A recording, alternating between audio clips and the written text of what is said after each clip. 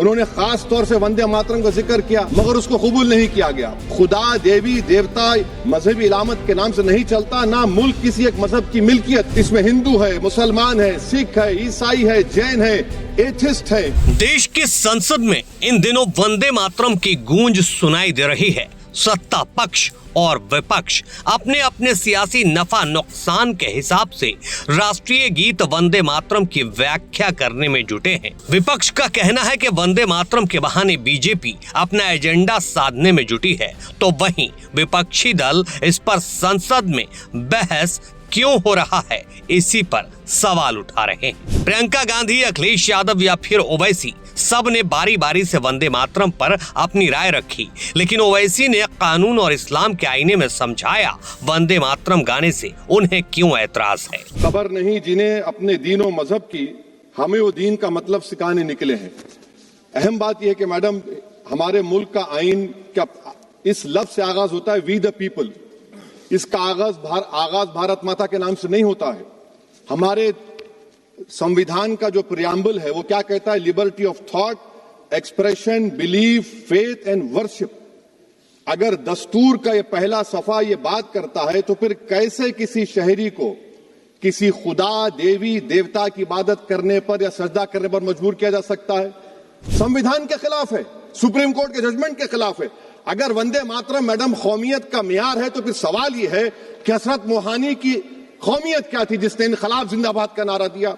अगर यूसुफ मेहरली ने quit India, Simon go back का नारा दिया, तो उसकी कौमियत क्या थी? अगर हैदराबाद से मौलवी अलाउद्दीन, जो मक्का मस्जिद का पहला मुजरिम है काला पानी में, और तूरेबाज खान जो मारकर लाश को लटका दिया गया था हैदराबाद में 8 दिन तक, उसकी कौमियत क्या थी? अगर इनायतुल्लाह काफी जो जिहाद का फतवा अंग्रेजों के खिलाफ दिया मुरादाबाद में, जब उनको 2 दिन में फांसी की सजा दी गई, और जब फांसी की सजा के बाद जा रहे हैं, तो इनायतुल्लाह मौलाना काफी की जबान पर क्या था? वो रसूलुल्लाह हमारे प्रॉफिट की नात पढ़ रहे थे। क्या पढ़ रहे थे? कोई गुल बाकी रहेगा ना चमन रह जाएगा, पर रसूलुल्लाह का दीन हसन रह जाएगा। तो उनकी कौमियत क्या थी? हमारे ईमान में मुल्क की मोहब्बत बीच में नहीं आती, और मुल्क से मोहब्बत है और रहेगी हमेशा। अखिलेश की मुस्लिम सांसद इकरा हसन ने भी वंदे मातरम पर चर्चा के दौरान जो कहा, वो देश में रह रहे मुसलमानों की भावना से जुड़ा है। फिर से मुस्लिम तुष्टीकरण के नाम पर भारतीय मुसलमानों को कटघरे में खड़े करने की कोशिश की जा रही है, लेकिन मैं सदन में बताना चाहूंगी कि हम भारतीय मुसलमान जिन्ना के आह्वान को ठुकराकर अपने इस प्यारे वतन की मिट्टी के साथ मजबूती से जुड़े रहे। हमने महात्मा गांधी, बाबा साहब डॉक्टर भीमराव अंबेडकर, रविंद्रनाथ टैगोर जी, सुभाष चंद्र बोस जी, मौलाना अबुल कलाम आजाद, अशफाक उल्लाह खां साहब के विचारों को अपनाया। लेकिन संसद में वंदे मातरम पर चल रही इस चर्चा के बीच जमीयते उलमाए हिंद के अध्यक्ष मौलाना अरशद मदनी ने साफ कहा कि मुसलमान अल्लाह के अलावा किसी की इबादत नहीं कर सकता। मर जाना मंजूर है, लेकिन वंदे मातरम नहीं गाऊंगा। बात मर जाने तक आ गई तो कोई ना कोई ठोस वजह तो होगी। मौलाना अरशद मदनी ने अपने ऑफिशियल एक्स हैंडल से वही वजह साफ साफ बताई और समझाई है कि मुसलमान आखिर वंदे मातरम क्यों नहीं पढ़ता, और इसे ना पढ़ने से उसकी वतन से मोहब्बत मरते दम तक कम नहीं हो सकती है।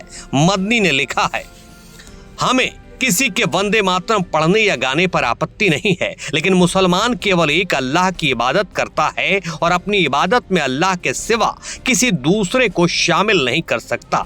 और वंदे मातरम का अनुवाद शिर्क से संबंधित मान्यताओं पर आधारित है।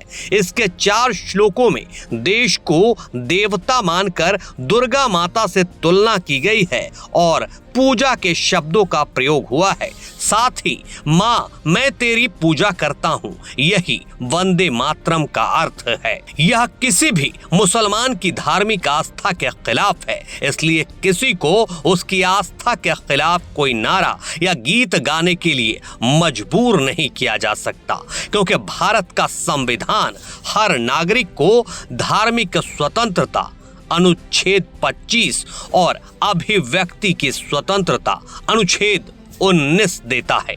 अरशद मदनी ने इसी पोस्ट में आगे लिखा है, वतन से प्रेम करना अलग बात है और उसकी पूजा करना अलग बात है। मुसलमानों को देशभक्ति के लिए किसी के प्रमाण पत्र की आवश्यकता नहीं है। स्वतंत्रता संग्राम में उनकी कुर्बानियां इतिहास के सुनहरे पन्नों में दर्ज है।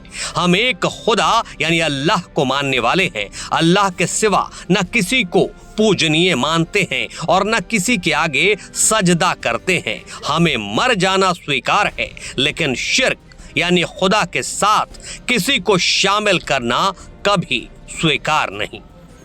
बहरहाल ये बहस लंबी चलने वाली है, जिसका शोर सड़क से लेकर संसद तक सुनाई देगा। लेकिन वंदे मातरम पर मदनी जो बोल रहे हैं, क्या वो दुरुस्त है या मदनी को खुद को दुरुस्त करने की जरूरत है? आप अपनी राय हमें कमेंट करके जरूर बताएं।